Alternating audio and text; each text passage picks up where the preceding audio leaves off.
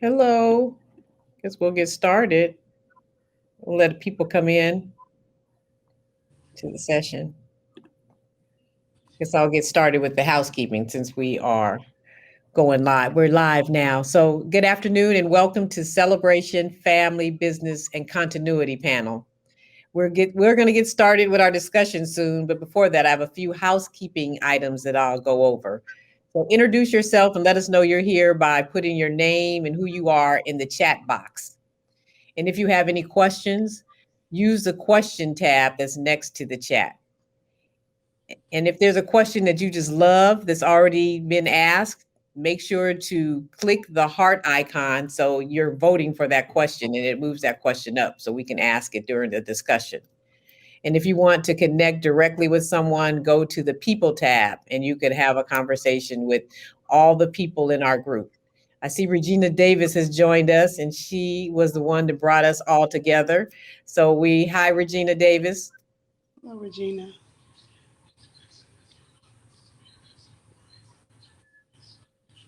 So use the chat to tell us who you are and we will start in a few minutes. Good, everyone's coming in. So I am Shonda Scott, CEO and founder of 360 Total Concept, a management consulting firm that brings an equity lens to the mega projects and capital programs that we work on. I've had the honor of serving as the first woman to chair the Oakland African American Chamber of Commerce Board of Directors. And I too am a fourth generation business owner on both sides of my family.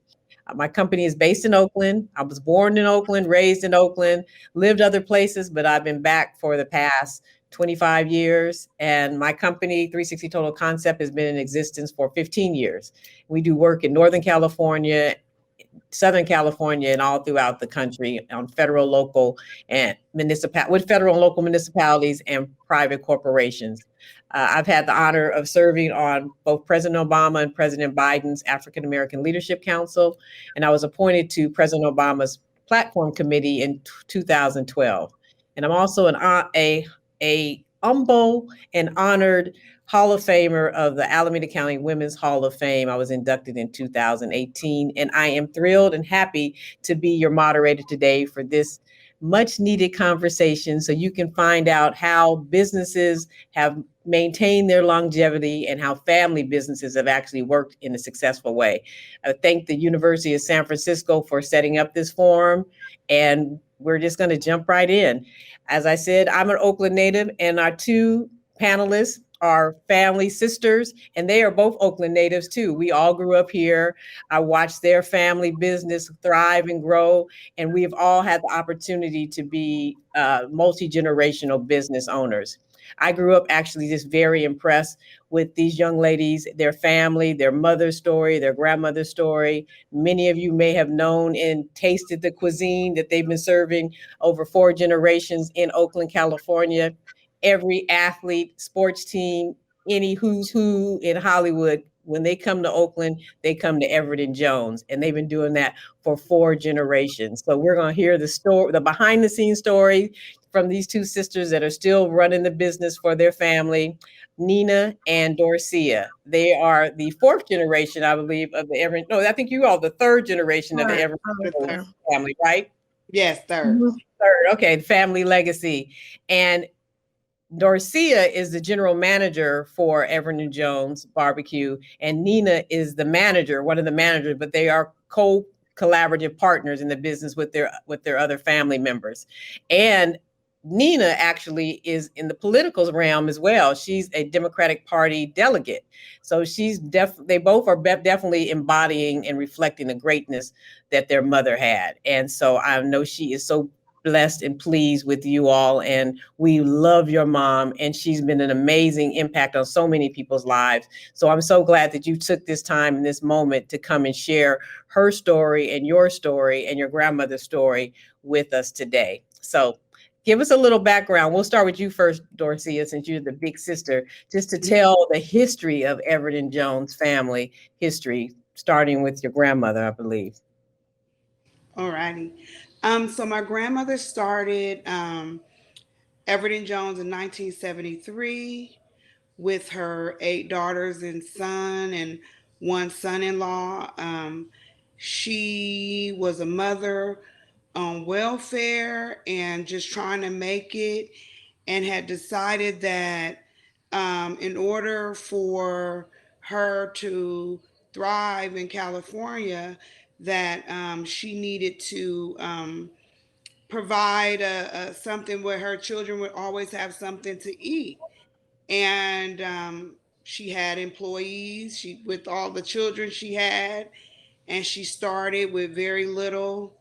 Borrowed her good friend, bought the meat, and they didn't even have enough money to um, get change for the restaurant. They had to, when people would pay, they couldn't give them their change back. They would try to go or see if someone in there had the change. So my grandmother knew how important legacy was and creating generational wealth for her family. So did your grandmother, well, I'm sure you know, how did the transition go from your grandmother to your mother? What was it always part of the family legacy that the generations would continue the business? Is that something that you all had instilled in you from the beginning of your time understanding? Um, so I think in family business, I mean, what had happened originally was my grandmother had gotten ill, and she had multiple restaurants, and she had divvied them up amongst her children, and some succeeded and some failed. And at that time, my mother's dream was she didn't want a small restaurant. She wanted blues music. She wanted to sit down. She wanted to go beyond takeout. And so that's where Everett Jones Jack London came about. It was her vision to just be bigger than what she had, to take the family business to the next level. So let's talk about that a bit. Your mother, you witnessed your mother firsthand manage business, manage family, and community service. Your mother was known for providing for homeless people who were in the area that were hungry. She would have them come into the restaurant and sit down and feed them. She never turned people away if they needed something, long before anything was going on that was organized in the city in this area. So you witnessed that firsthand. What did you get from that experience, and what inspired you from seeing your mom's commitment to business, family, because she was there every day in the business and community? I think that my mom actually had gotten that from my grandmother. My grandmother helped any and everyone who just needed it, uh, without a second thought. And so my mother saw the need and the hurt of, and just wanted to. She just wanted to make sure that there was no person hungry, not on her watch. Right. Now, how was the family traditions passed down? Like oftentimes, young people don't want to go into their family businesses. So keeping generational a legacy for 3 and 4 generations is not easy as it may look to some people, or just as simple as it would seem. Like it would be just a given that someone would carry it on, because people have their own aspirations, and the person who started it had the passion to start it. But how was your family able to keep you all in the same business? I'm 4 generations entrepreneur, but we're not have the 4 concessions of the same business. So that is not common, and that is a true success that you've been able to keep that legacy in your franchise that way. How was that transferred to each generation? That is actually something that I'm really working on, because I'm, it's almost like how do you continue a business of someone else's dream? Right. And I think even with my mom, I don't think my mother ever wanted to do the family business. She went into um, helping the homeless, and she'd gotten out of the family business for a while. But that's the one thing about a legacy business. I mean, it's because she had that to fall back on, or to say, I'm ready now. Maybe I wasn't ready, then, but I'm ready now. And as third generation, and as we look at our own children, and and just say, do they want to do this? You give them, the more generational wealth is in the family, the higher are the dreams of the children, and it's way past the thing that allowed them to have the lifestyle that they have. And so um, my son is currently in college, and he's the oldest grandchild, and I'm telling him, I don't want it going on my watch, and and you have to decide, you know, not forcefully, but you have to decide what it is, and how this to the next level. And I my the way I'm going forward is like not on my watch. Like it's going to be taken care of with the love and kindness that my grandmother gave the business, the heart and soul that my mother, put into it, and I have the torch and I'm ready to run with it.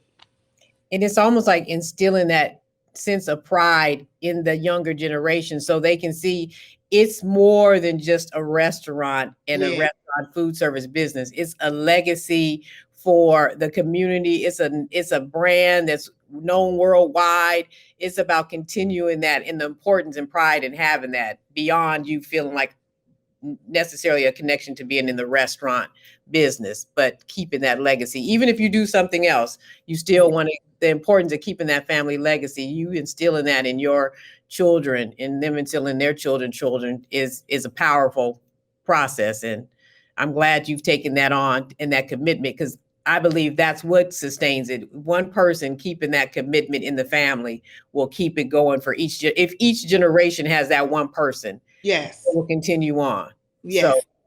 someone's asking questions. Someone asked a question. Looks like a good question. I'm trying to see it.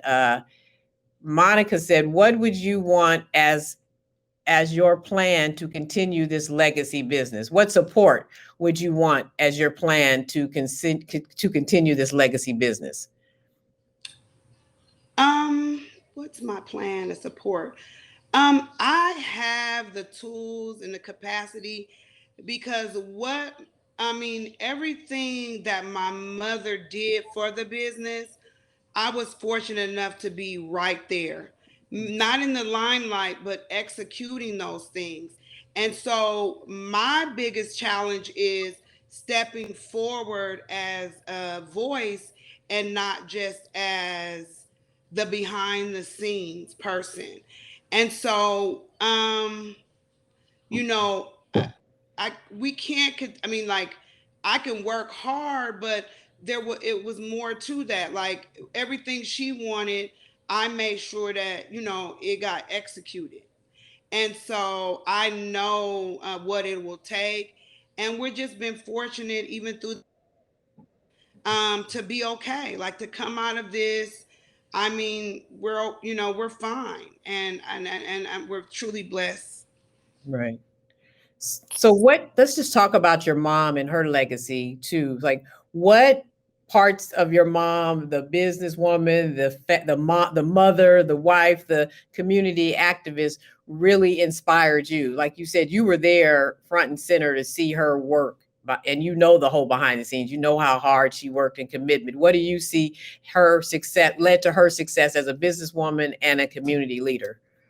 Um, she just was really fearless, and she was not afraid to take risks, and to be vocal and be bold and be proud. And so some of those things I really realized growing up, I used to shun or be like, why is she like that? Or, why is she doing that? And really, I mean, as a woman, a minority woman in business, they call us the other name, but really, what she was doing is showing that her power and her determination, and as I got older, I could really say that and I see how other people react. Like I'm thinking, oh my goodness, she said that, but no, she said it because it needed to be said.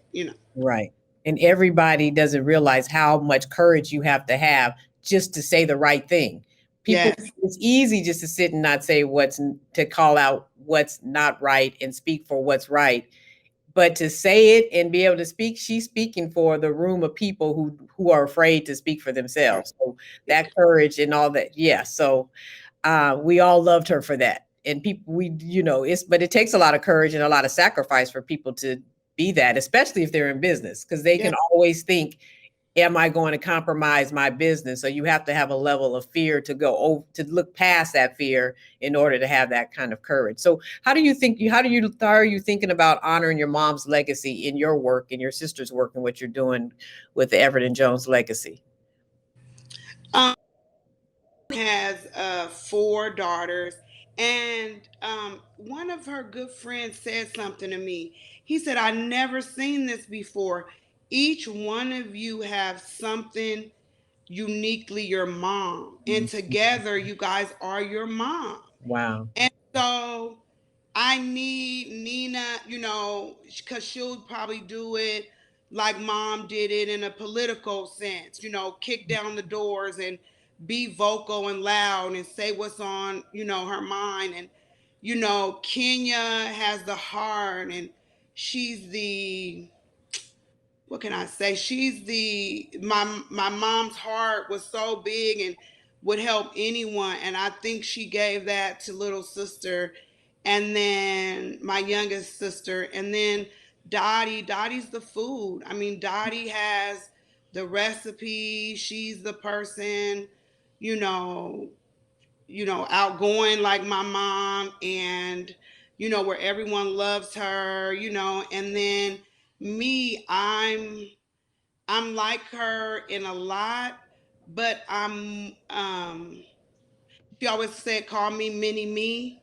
And so what I did quietly is I paid attention, and so I'm not afraid of taking it or going forward. And I think with the 4 of us, I mean, Dorothy's still here with us. I agree. I agree. That was powerful that someone saw that in all 4 of you. So that's a good way to keep you connected, to keep the legacy going for your mom. Well, what words of wisdom would you give to a new person that's thinking about starting a business and they now see that the great way to generational wealth is owning a business? What would you tell that person that's going to be the first generation to start, but they see the blueprint of success is having multi-generational wealth to pass down to their children and grandchildren and so on? What words of wisdom would you give, just knowing what you know about your family legacy, the stories you've heard, and what you know firsthand from being your mom's muse, and actually successor for the role that you're in with Everett and Jones barbecue family legacy? Um, I think African American families and the way they run their households have a lot to do. I mean, like I couldn't take when you work with family. I would first say when you work with family, you go home with work. And so when you're upset with your boss, you know, and it's Thanksgiving, you're with your boss, right? Right. And the manager upset you, that is your sister. So on the 4th of July, you guys are together.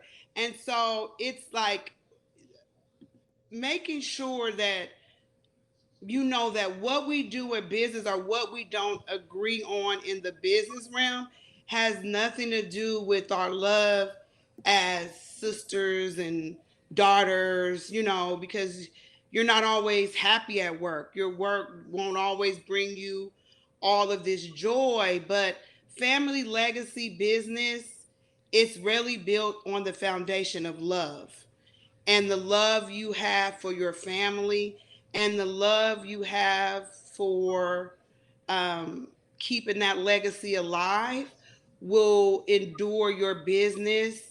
And so families fight, and families, they don't agree on everything. We don't agree on most things, but it's how you don't agree that's important. And it's not easy. It's not easy. Everyone won't give you the same level of work. Everyone won't do, what others do. And it's just not, I just try not to, we're all different. And I just, realize that what people bring, is enough to keep our legacy going.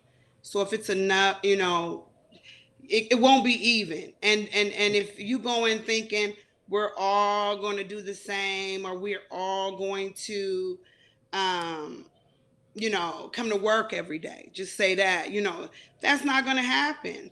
Am I going to not going to come to work because you're not coming to work? Well, if that happens, then we lose the business. And so it's just knowing that um there'll be days where you don't want to see this person, and And that's okay. And you're like, and that's okay, right? that's Because you have okay. to have the big picture. That's That this is totally about okay. family. Right. And that's okay. Right. Well, Dorcia, and our time is getting, so I want to get some of the questions that the people are asking about. So what type of training did the 8 siblings have that resulted in some succeeding and some failing? So I guess what kind of training did I think they're talking about your grandmother's children, right? How Yeah. did some become part of the business and some didn't, I guess, in that scenario? I think it has a lot to do with when I just talked about others working harder than most. Like if you could be under the shadow of the the The matriarch. yeah, of the Right. family, and everybody's doing their part, you won't see. But when you have to step out and do your own, maybe there was you know maybe those, they didn't have the capacity, or didn't even really want to do it, or maybe the location wasn't the best, or Mhm. where they were in the life wasn't at the time. There could be a lot of reasons why your business doesn't work. But I mean, it was all hands on. If you say what kind of training, it was a, did you listen to what mom did, or did you ignore it? And maybe Right. that was the difference. That's the bottom line. Just like your mom, she really did succession planning with you. So for her to see all that she did behind the scenes and you actually implementing it while she was doing other parts of the business really trained you to be prepared in a way that, that's how you would have to train someone else in your family younger than you to do the same thing. She really did a succession planning with you. She prepared you.